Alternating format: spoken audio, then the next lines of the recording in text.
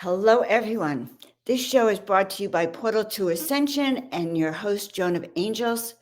This is also a production of Portal to Ascension, the New Living Expo, and the Mystery Cruise at Sea. We'll be talking about that in a little bit. Now, to stay informed about all of our events, visit portaltoascension.org. So now, have you ever felt a message inside you, a mission, a truth, a voice, just waiting to reach the world, but you weren't sure how to give it wings? So today we are talking about the art of turning your spiritual calling into real world impact. So now, hi everyone. I'm Dr. Joan Hangarter. Most people know me as Joan of Angels. I've been connected with Neil and Portal to Ascension since 2011 when I did readings at his very first in-person event years ago. But that moment launched a 14-year friendship. We've been cosmic collaborators ever since. We've been traveling around the world, creating, dreaming big, and following the magic wherever it leads. And so now I'm very honored to be the executive producer of New Living Expo, and we are bringing in some of the most amazing and inspiring voices in consciousness, healing, UFOs, and galactic awareness. So for those of you who are meeting me for the first time, I work with people who are waking up, but they're not fully clear about what they're doing, their purpose or their mission. And I help them activate their divine soul blueprint so they can connect with why they're really here and actually start living the life they came here to do. So after 45 years as a doctor of chiropractic, a counselor, and intuitive, I know this. When you remember who you are, everything in your life begins to shift. You can reach out to me at joanofangels.com. All right, taking a deep breath in and diving in, let's take a moment to tune into the bigger picture. We're going to show you a short video about the mystery cruise to Greece, and then we'll be talking about it with our upcoming guest, Debbi Dachinger.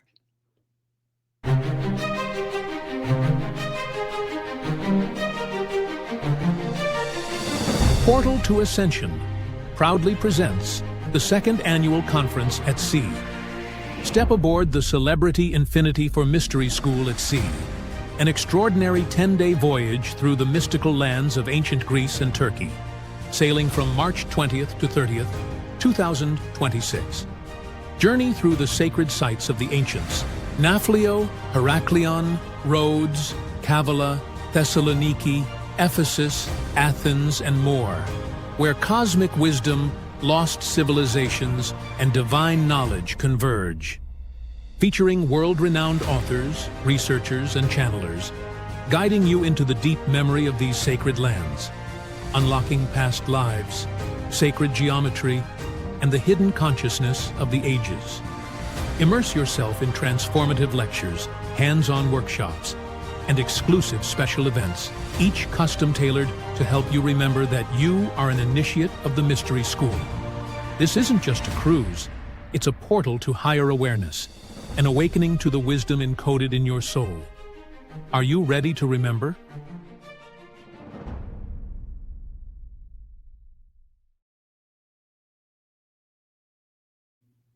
I get the chills whenever I see that one. So we're going to show you a little bit more about the New Living Expo next, and then we're going to bring on our speaker.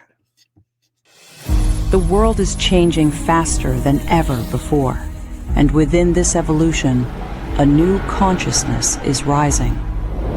At the New Living Expo, thousands gather to expand consciousness, explore new conscious technologies, ancient wisdom, and the future of human potential. Immerse yourself in 3 days of heart-expanding wisdom and mind-binding awareness, with over 90 speakers sharing tools to awaken your highest potential.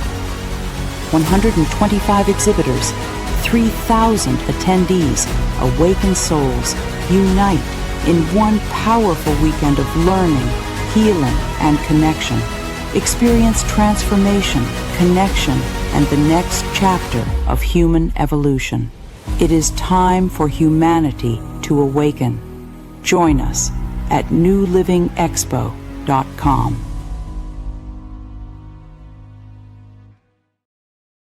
Wow, amazing. Join us next year at New Living Expo, guys. It is going to be a powerhouse. of awakening. So welcome back, everyone. And today I have the joy of introducing someone whose work really bridges the mystical, the creative, the cosmic, and the deeply practical. Debbi Dachinger, our next guest, is a powerhouse communicator and a deeply trained shamanic practitioner. She helps spiritual messengers transform their soul's calling into books, interviews, and platforms that carry their message across the world. And for over 17 years, she has hosted the award-winning Dare to Dream podcast, diving into UFOs, channeling, psychic phenomena, and the multidimensional nature of our reality. In addition, she's a certified shamanic energy practitioner. She's an international best-selling actor, speaker, teacher, and the luminous voice of the medicine band of Lyra. She's a rare being who could both sit at the microphone with total professionalism and then lead a ceremony that can shift the entire field. So she's absolutely amazing. Let's bring on Debbi. It is so exciting to see you, Debbi. Yes, it's been so long. Well, yes, we were on a panel the other day, but it has been so long. Let's think about it. It's been lifetimes since we really have been together. That's what I want to say. And I'm so happy to have you here. I love your show. I love what you do. I think you're a fantastic host of all. Thank you so much. Yeah, well, you're welcome, sweetheart. So now I have a lot of questions for you. So one of the things I admire most about you is that actually, on one level, you're very pragmatic. You help, you help podcast hosts and YouTubers get shows out and book them, and you have your most amazing show. And you're seamless at it, by the way. And you're also a shamanic healer and a shaman. Like, how do you act, and a Lyran? So how do you combine all of this? Yeah, it's a fair question. And, I basically replicate myself and put portions of me in charge of things. I mean, the truth is that I've actually been on radio for 18 years, and I got into writing books. I got into helping people, coaching them to write books, taking their books to guaranteed international bestseller, and also do the podcasting you mentioned, meaning getting people booked, spiritual messengers, really getting them booked on podcasts to be interviewed. But then I had this very unexpected awakening. And when I had this very unexpected awakening to a piece of myself and a truth on the planet and the cosmos, most unexpected, because I came from being so deeply spiritual, and it turns out that wasn't the entire story, right? So this was such a surprise, and because I didn't understand how to navigate information that was being given to me, I went on this journey for about a year or so to try to understand what this information was about. And because I'm a researcher, it really helped. And I also aligned myself with some spectacular people to sort of crack open what was being given to me. And by virtue of doing that, I came to know myself as a healer for the first time in my life. Never imagined that for myself. Was friends with healers, interviewed healers, but me, no. And so that was a piece of it, the shamanic piece, the galactic piece, like all this stuff started coming online. And I incorporated that. The world needs healers right now. So I show up and I do these 90-minute healing sessions once a month. People from around the world come and join, and we have massive shifts, even me. And then I'm starting to teach shamanism level 1. January 6th, I rolled that out because previous I heard nope, nope, nope. And then all of a sudden I got the download. Now it's time. We need more healers in the world. We need more people who understand the indigenous and the shamans and the practices. So that's that piece. And everything else, honestly, Joan, flows. Like Rob and I did, Lions of Lyra is our band, and we sang at a gig on Saturday. But we don't have a gig every day. We're going to sing on the cruise. We're going to do actually a mystery school concert in honor of the cruise.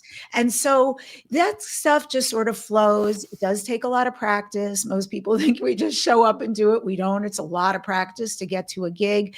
And then every portion they're in.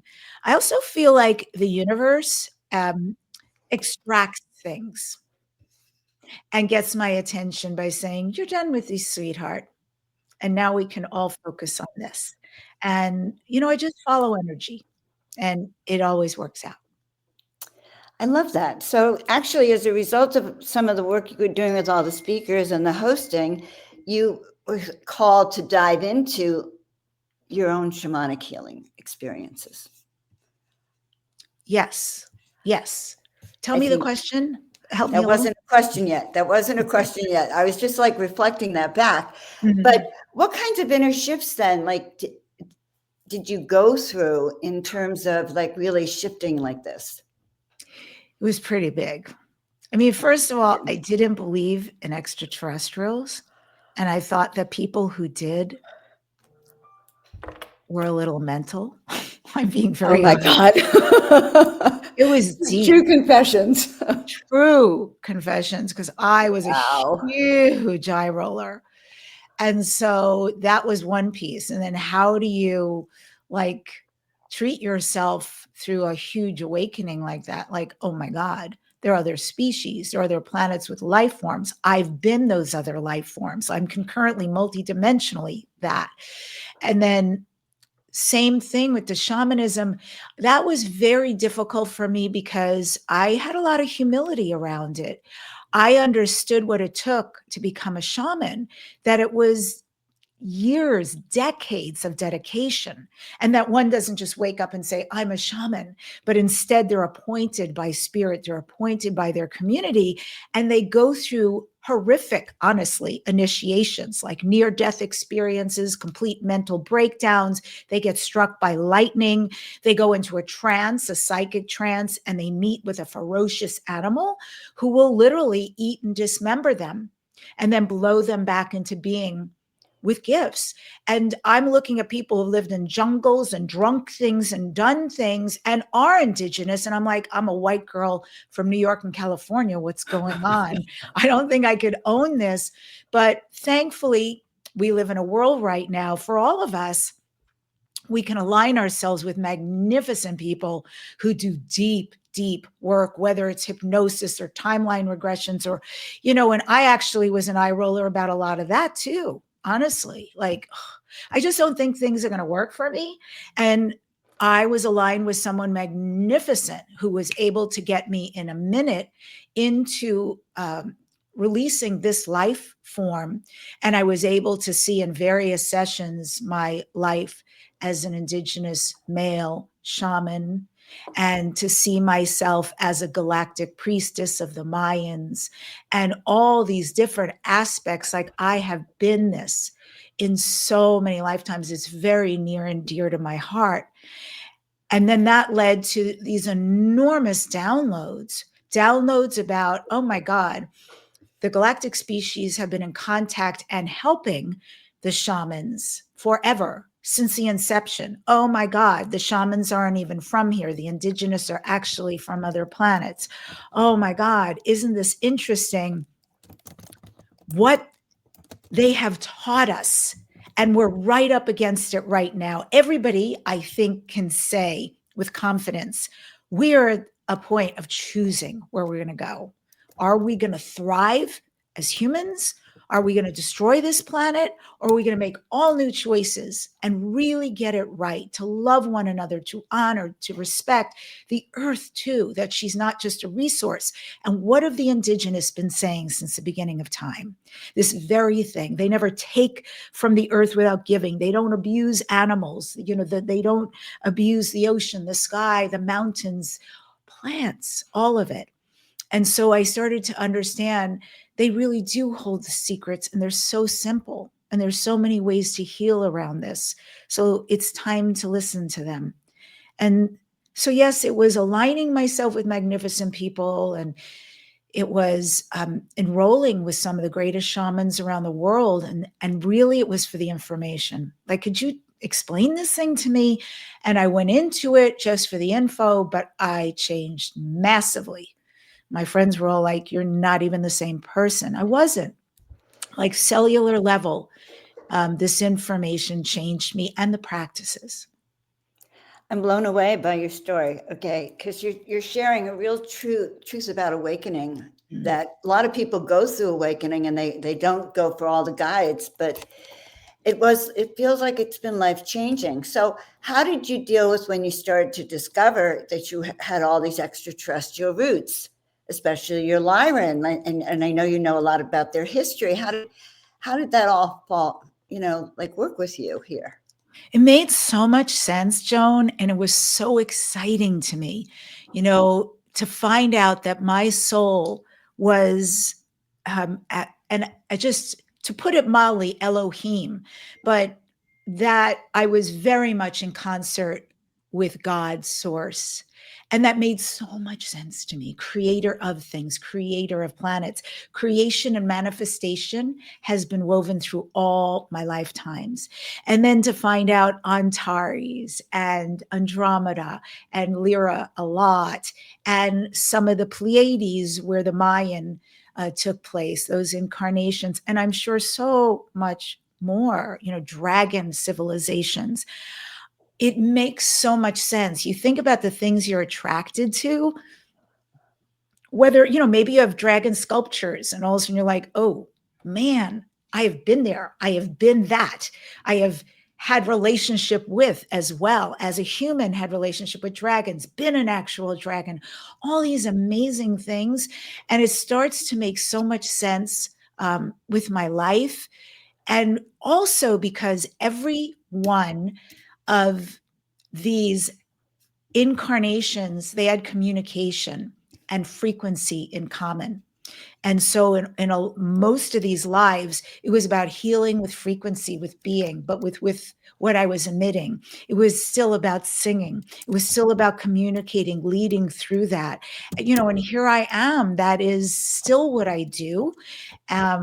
In many different ways. I still sing, I still lead, I still teach, I get taught, all of that.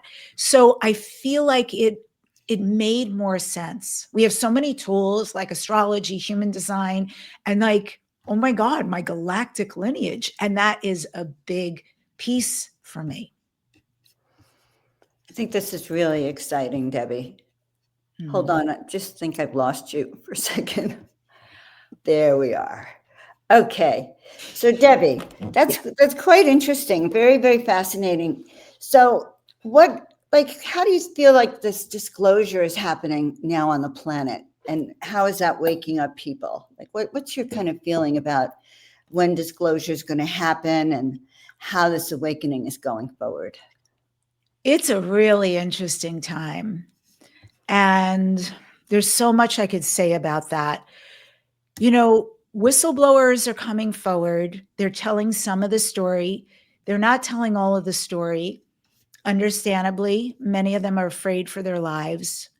I think the government is incredibly silly. Okay, well, anyway, I think places like the deep state, it's like, come on, it's 2025. You've been doing this since the 1940s. Part of it was to stop people from panicking, should they, God forbid, know the truth that they're not alone in the universe. But we aren't. And so they've kept a lot of this to themselves, and then a lot of it also for greed and technology. But it's really time. They're a big piece, by the way, with disclosure, of creating harmony and peace on this earth. So I think God bless the whistleblowers who are brave enough to come forward. God bless the people. I get sent things that are kind of mind-blowing. People in the military who step forward. I'm going to be interviewing somebody in the military who, he's been on a lot of planets. He's been on Inner Earth, and this guy is super legit. I think it's about platforms like mine that are giving voices to people like this. And I think the work we're doing, you and I right here, even talking about it, bringing it to light, is a big part. And the other piece of it is more of the unseen, more of the people, because there's massive amounts of people waking up.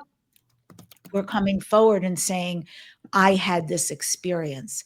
I was with a UFO. I was taken aboard a ship. There's a huge amount of stories of them reconnecting with their galactic family. I believe that's mostly what's going on.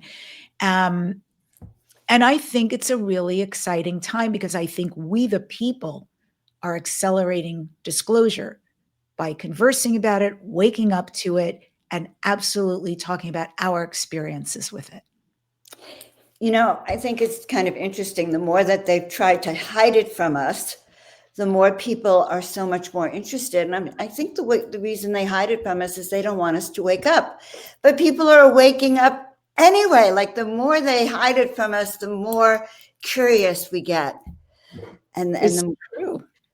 Yeah. It's very true. It's very true. I like how you said that because it's almost like they say why some people are really attracted to somebody, right, romantically, when they're not just giving everything all at once, but they're holding a little bit back. And in this case, it's the government. It's holding back. People can feel the energy of that.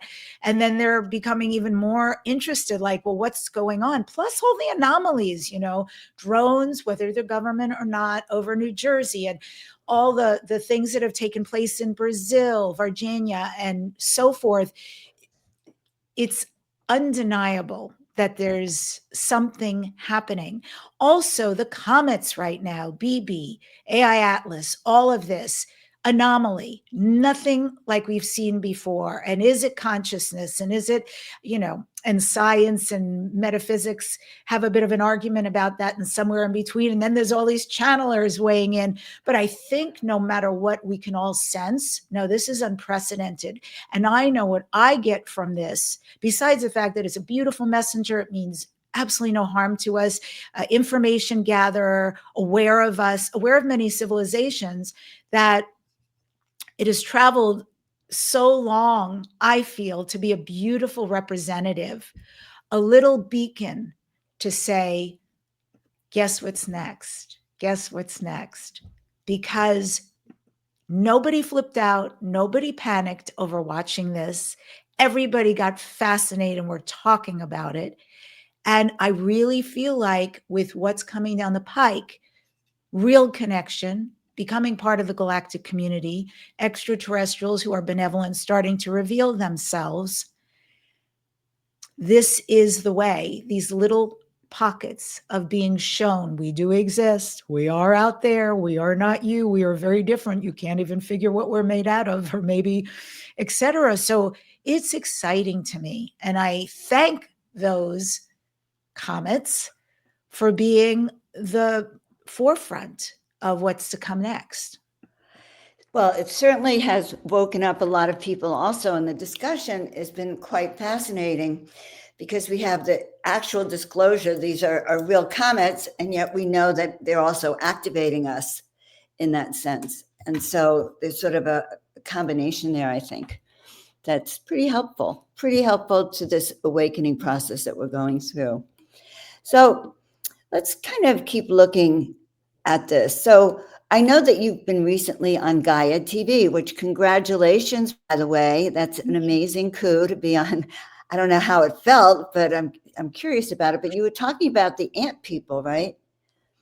I've been on twice. And the last time, well, I actually, I was giving this incredible history over 500,000 or 500 million years on Earth.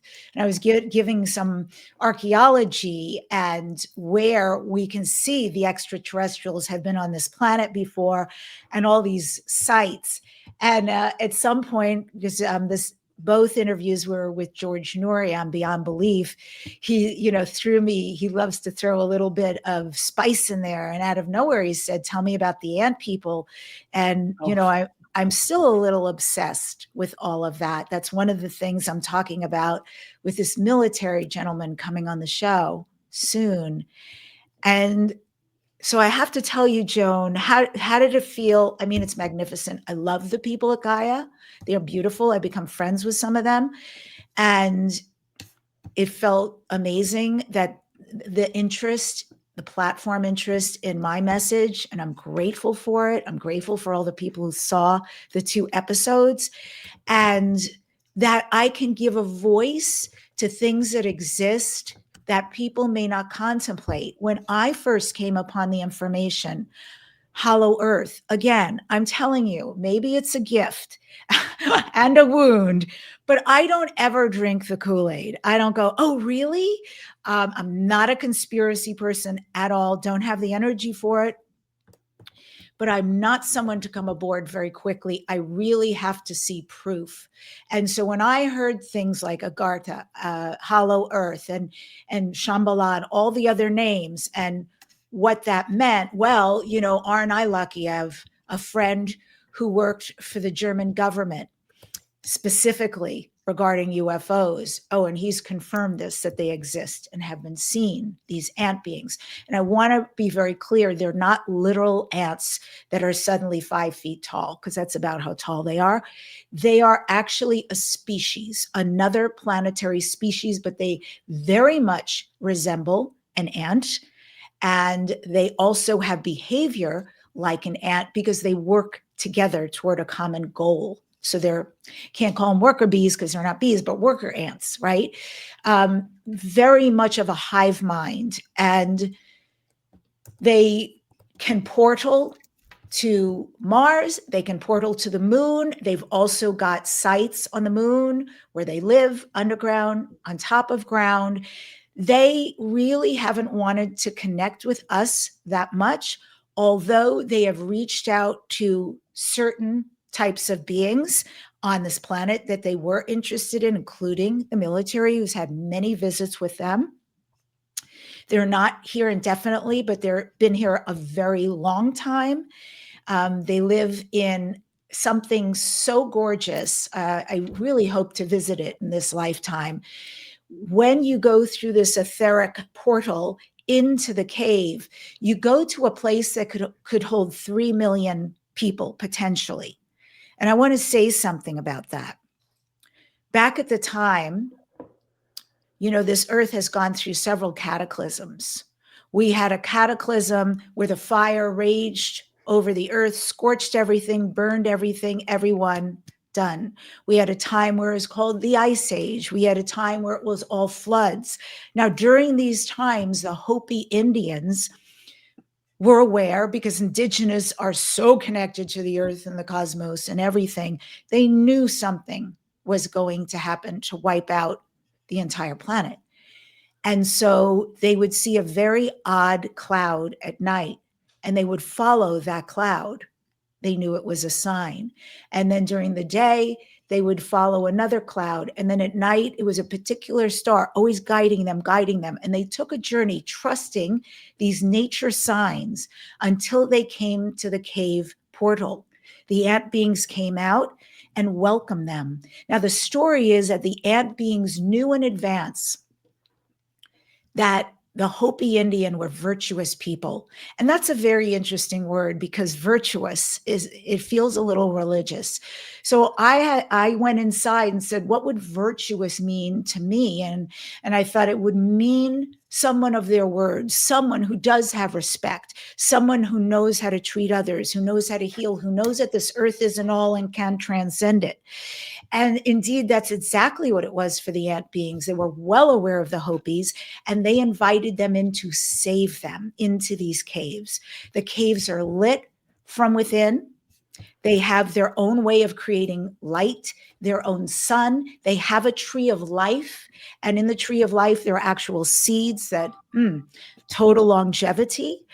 They have waters. They have everything. Storage, animals, plants, food. They taught the Hopi Indians how to create storage. The Hopis did not know that before, and the Hopis stayed with them until that particular cataclysm on the earth had passed. And then at that point, they had a choice: who would want to go back and repopulate the earth on top of Terra, and who wanted to stay with the ant beings. And there was a mixture. But I talk about how huge these caverns are, that it could potentially hold 3 million people, because a lot of the Hopi Indians came.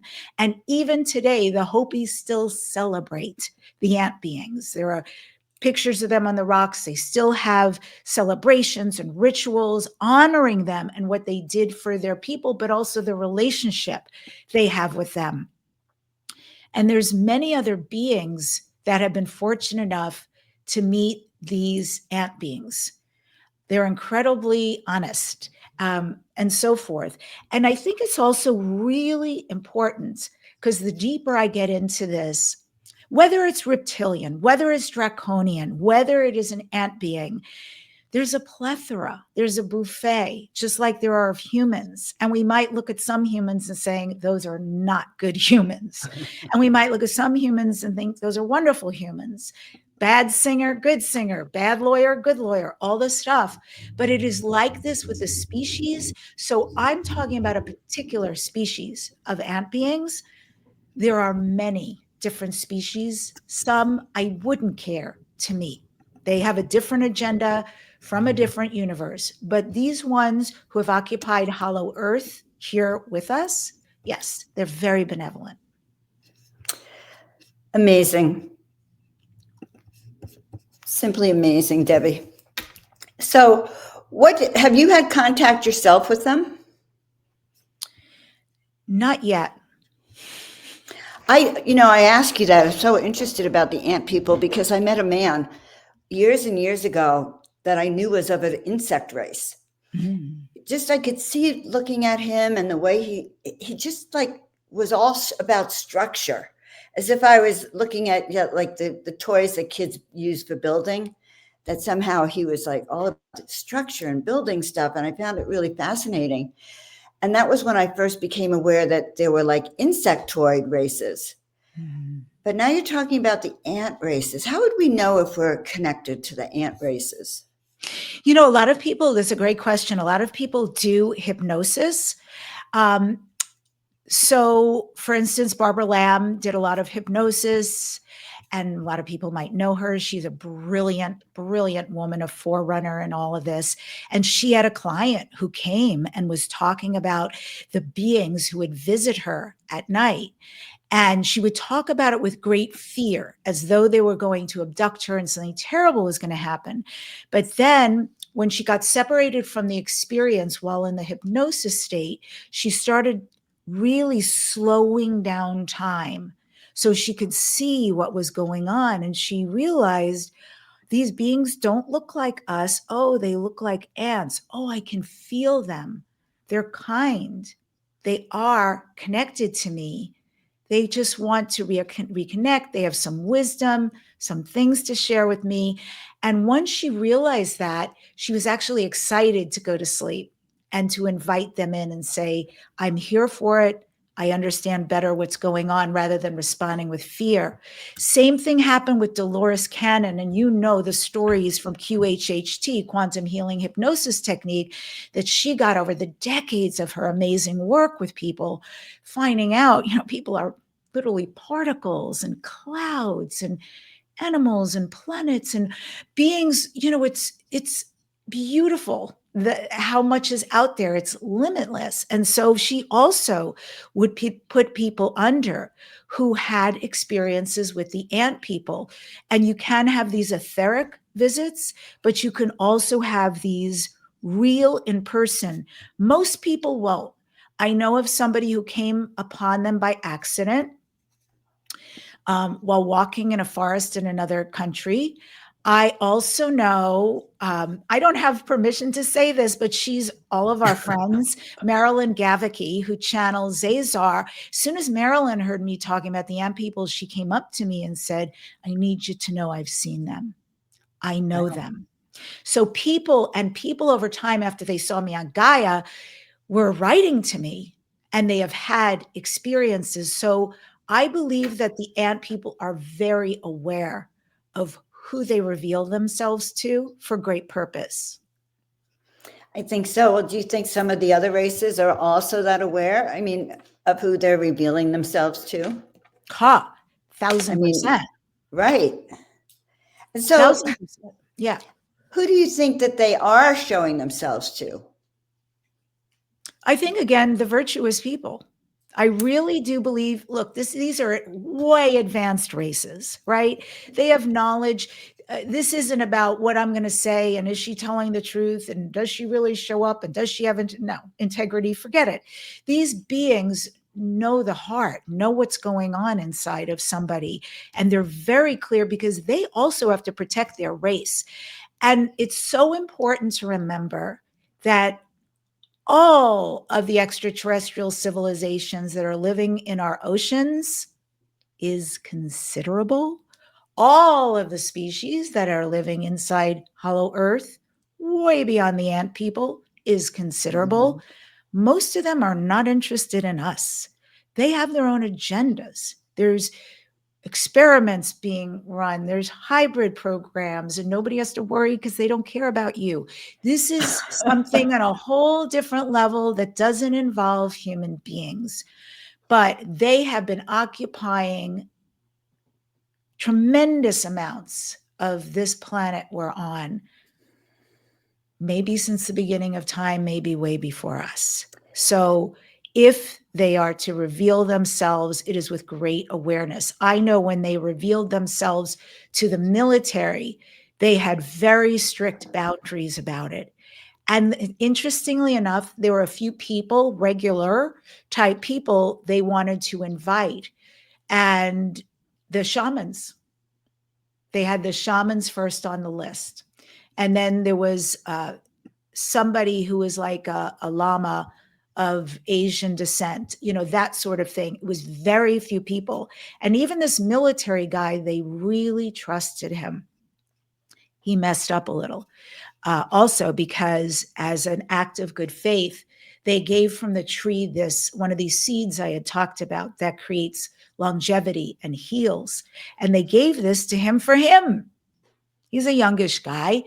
And because he's such a military dude, he went right back all the way to the top and said, look, they gave this, to us. And what does the military do? Basically what they always do, they send it somewhere so it can be dissected, bisected, broken down. What are the chemical compounds? Can we replicate this? And all this stuff. Did anybody go tell the ant beings? No. But the next time the military guy went to visit them, they wouldn't let him in. They knew, and they were very disappointed in him that they gave him a gift and he bastardized it, really. So he had to make some recompense for that and a lot of amends to get back again with them because he really is a good person. He just thought he was doing the right thing. But they're very stringent, very protective for good reason. And they have their own agenda. And if they're going to let somebody in, it's because also it's benefit both ways. Well, it's so interesting, Debbie, because I don't think most humans are aware of how populated the planet is with other beings. They know that we have fish and trees and animals, but they don't have an idea that there could be other races living here. Yeah. The government's aware. They've been looking at this at least since the 40s. And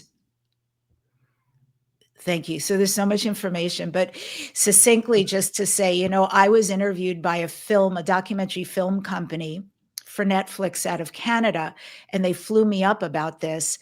And, because I'm a journalist and I'm a researcher, the deeper I go into this and with very legit resources, it is not a one and done story. Layer upon layer upon layer, potentially suns upon suns, layers within the earth, species and all these different layers cohabitating for their own personal reasons. And most of them portal to have the advanced means to go where they need to go throughout universes.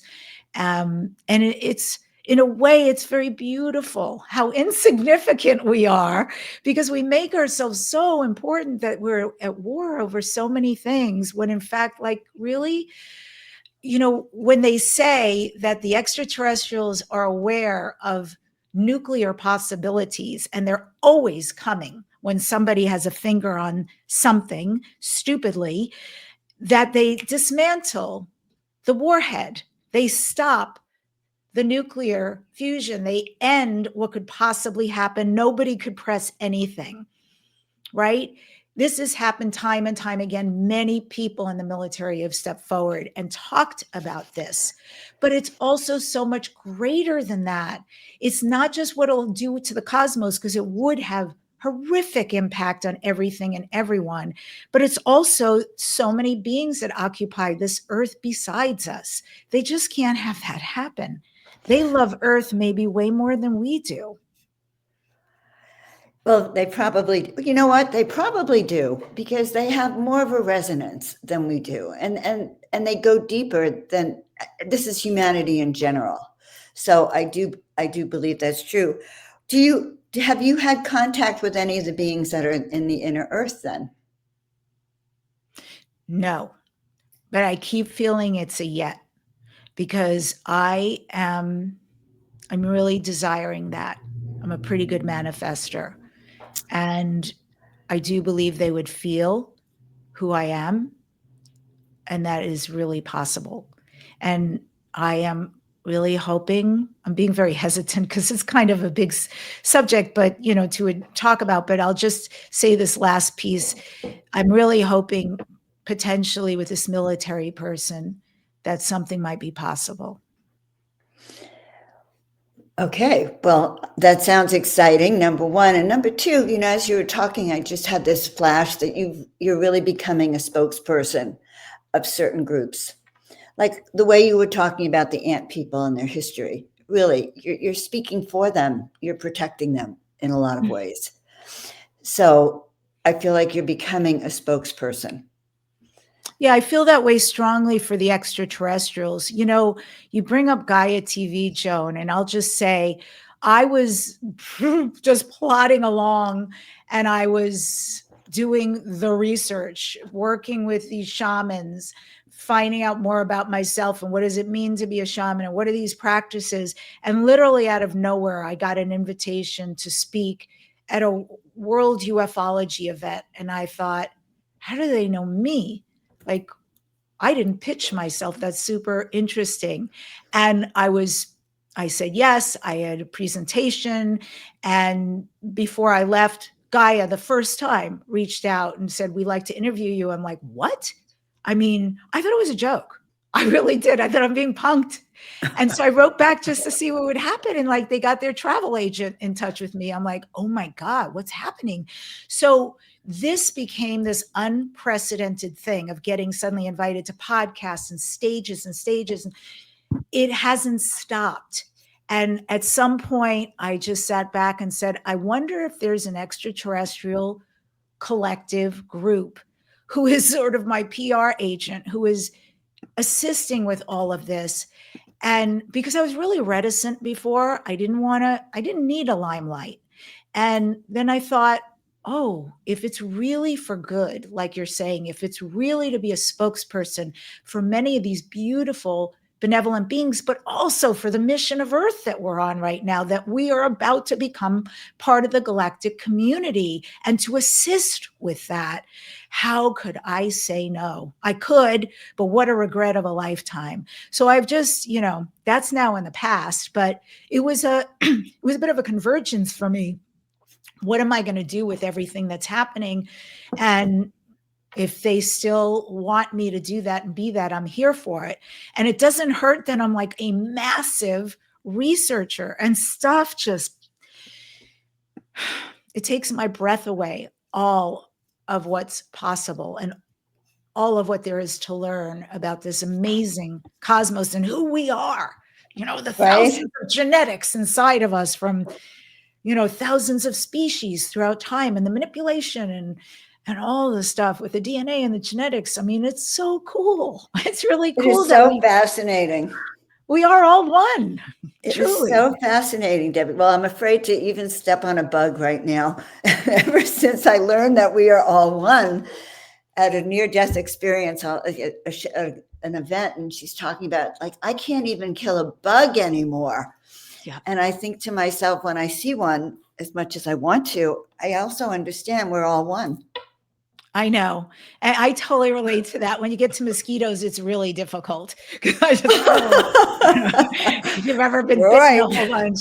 But I know you start learning there are although I don't think they're actually that, but that, who knows their connection to the insectoid races and all of it. It's amazing. Or we have praying mantis show up on our doorstep. It does happen periodically, and it's amazing. It's this whole thing about holding it and connecting with it. They're so gentle and beautiful, these little scientist healers. So yeah, how could you hurt a Scientist bug with all healers. that? That's too cute. These little scientist healers. Okay. That gives me a whole new perspective. So the race that I've had contact with is the tall whites. Hmm. And it came about years ago at Neil's very first Portal to Ascension in-person conference in 2011. So I blame him for this, but I had this vision the night before. I woke up all night. I was being surrounded by these ETs, and the next day I go to, and they were healing me. And the next day I go to Neil's event. It's his very first in-person event. I walk in and there's a table filled with ET structures by what's her name? It'll come back to me. They were amazing structures, and right there was the one I had been seeing, which was a tall white. And so I took home this statue of a tall white that actually moves by itself, literally talks, literally used to tell me where to go. Neil's met him. All my friends, I used to take him everywhere with me because he'd tell me he wanted to meet these people. Wow. Wherever I went, my first plant medicine ceremony had my tall white with me. But years later, he came to my house, and a real tall white showed up in my yard that came over from Joshua Tree. They were just observing me, didn't tell me why they were there, but told me that they have these things called like saucer taxis, a saucer Uber kind of thing, where they just kind of came over the hill to me. It was quite interesting. But so who are the beings that you have the most contact with? I've had an experience while I was sleeping, definitely left my body and was in another place and time. Now, when I say they were tall and had white light, they're different than what you're describing. And interestingly enough, I had this amazing conversation with Geraldine Orozco, and it was the first time somebody identified to me who they were. So Geraldine has had the exact experience I've had. And for me, I was laying. And it's almost like a circle of goddesses around me, although they were not feminine. They were not any of that. But they were incredibly advanced. I also felt very much healed. But I will say that, they wanted me to know, we see you. We know you. We're your family. We love you. And Geraldine, because she knows my story about the awakening and all that, and she was explaining to me, yeah, these were beings from Maya, from the Pleiades, because she's seen them too. And that was like, oh, so beautiful. The other beings, definitely the lions show up for me a lot. And they're very funny because, I can be talking to somebody, not even about myself, who's a channeler, and out of nowhere, the lion beings will come through them. It's happened with Alexander Quinn. It's happened with Rob Gauthier. It's happened, like, I have a list of people out of nowhere, and they'll suddenly, like, trans-channeling change and say, we are your lion family. And they'll give me messages. Tell me the next things that are going to happen for me. Tell me, how much they love me. And I feel them. I draw on their strength a lot. I really do. Their ferocity is so beautiful. And I do feel the Elohim nearby. I do feel the angelics. I'm somebody who loves so deeply, so purely, and it can be very difficult to be on this planet sometimes with a heart like mine. And sometimes it's freaking magnificent to be this open and this joyful and all of that stuff. I have gotten hurt a lot in my life. And sometimes I've thought, like, it is really weird to navigate being here. Like, people are really weird. I don't get it. And that's just, where I really draw strength from them and from that realm. And I'm trying to think of all the beings who have spent time. I am told, and this is not something I know, but I am told very definitively that I have a whole collective, and there are many different species who look after me. Like, it's kind of funny, like my own little galactic federation, like a Debbi federation. And they, they are really tending to me, helping me. I'm so grateful. And one of them is the Yael. If you know the Yael, the beautiful Yael. I've heard the name, but I know nothing about them. The Yael are a species that are hybrids. They are new and yet incredibly advanced. They really are quite beautiful. And the Yael are a mixture of the Sasani and of the human. So they're humans and Sasani mixture. They're stunning, very, very, very, very advanced race. They love us because we're their cousins, aunts, uncles, parents, all of that. Many of them are our children, our co-children. And they have great love for humanity. They're very affectionate, wise, fascinating. So I know I've got some from there. It would be beautiful to know all of what that collective is, but they're definitely very engaged in my life. And I think as long as I keep continuing with this, and maybe if I stopped, I don't know, that they'd be involved with me, but the assistance is much appreciated.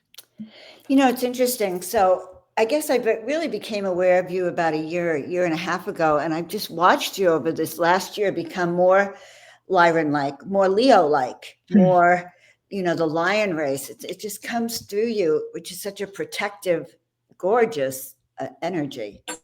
Thank you, Joan. Bodied, so and you actually resonated. And I'm thinking to myself, I'm really excited to share the cruise with you. Because if there's one thing I know about the cruise, like when we were down the Nile, it's such a chance for intimate conversations. Exactly. To really get to talk to someone that you've just wanted to have heart to heart with. So I'm definitely looking forward to that. So let me ask you, I have a few other questions for you. What do you think is going to happen over the next few years? Do you have any sense with disclosure or with humanity itself? Like, where do you see us heading? Yeah.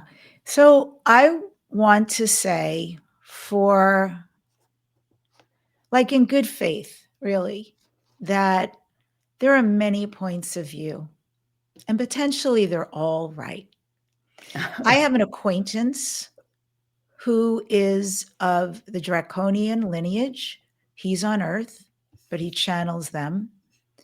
And he thinks this couldn't be further from the truth, that this doesn't exist. Nobody's ever coming to Earth. The Earth is protected. There are no other races ever going to land here. And all the things in the channelers, it's preposterous. And that's his message. And he has followers who fully believe his message, resonate with his message. And that's beautiful. Then you have a lot of channelers. We know who they are. They've been on my show and they're out there very publicly, very visibly with lots of attendees saying 2026, 2027, unprecedented what's going to happen. Not like the movies, nothing like the movies.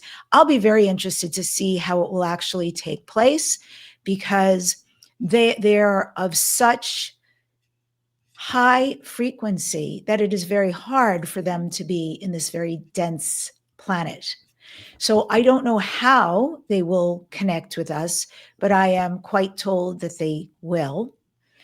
And I am also told that they have informed our governments that they've been waiting, gosh, we're just 20 years shy of 80 years. They've been asking various governments, presidents, kings, queens, et cetera, around the world, please start sharing that we exist. And in good faith, they have given technology and other things.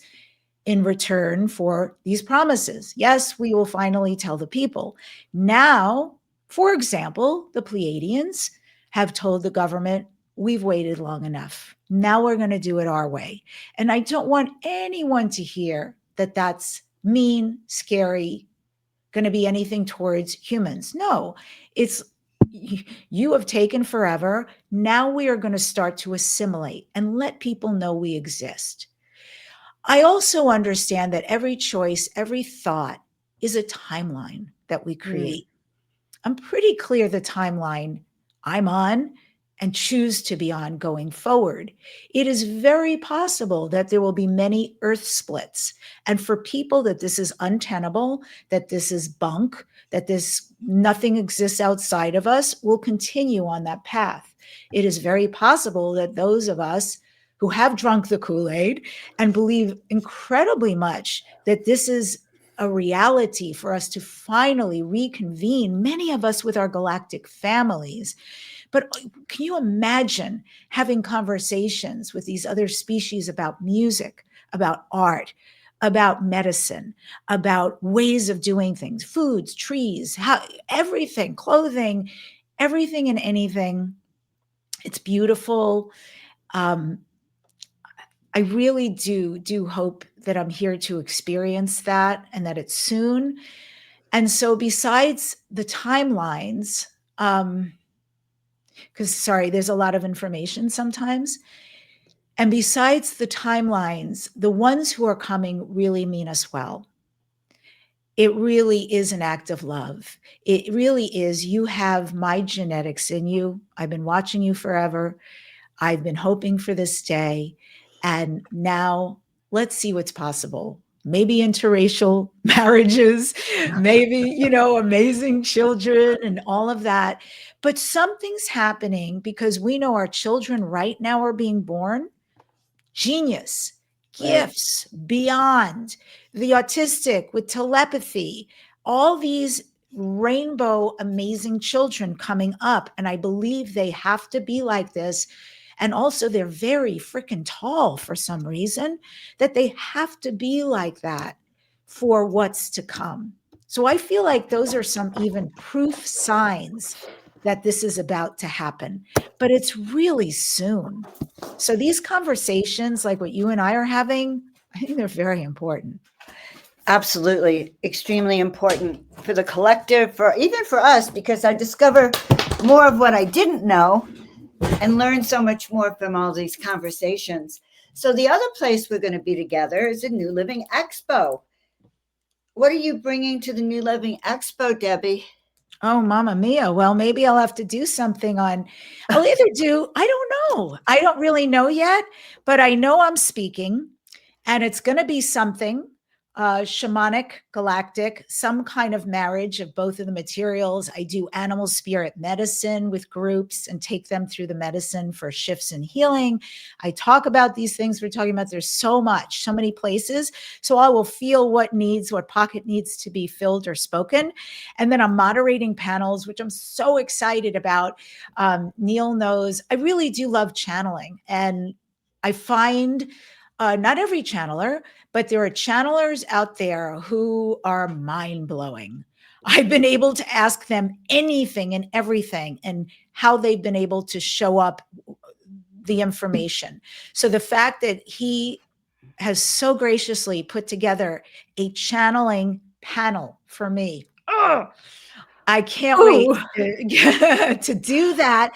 The questions, it's never ending. I'm just going to tell you transparently, on my computer and on my phone, constantly I'm thinking about like the big questions I never know the answers to. And I dictate them in the phone, send them to my computer, and I add them to this really long, ever-growing list of questions so that when a channeler is sitting in front of me, I can pull a portion and oh, that felt so good. I got all those answers. Wow. Sometimes they create more questions. So I know I'll be doing that and another panel and, being there with you, being there with all the attendees, all the other beautiful speakers There's going to be music. There's going to be vendors. It's our tribe. It's our tribe. It's our time. And I'm so excited for the new blood being pumped into this. You know, it is. And also there'll be a lot of young people.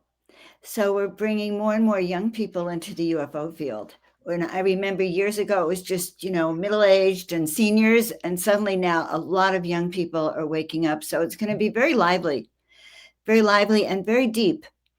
And we've set it up so that there's actually time in between, just meet and greet, talk to people, not racing around, but really absorbing the material. And I'm just excited to be a part of it. That's so important, Joan. I love that there's integration time, because you get a lot of information if you go from speaker to speaker to speaker to experience. There isn't that assimilation. It can actually be ungrounding. And so I think if, the fact that we'll have lots of capacity to pull back, also meet people, it's one of the joys of doing things like that. And, you make lifelong friends and romantic partners. Who knows what's possible?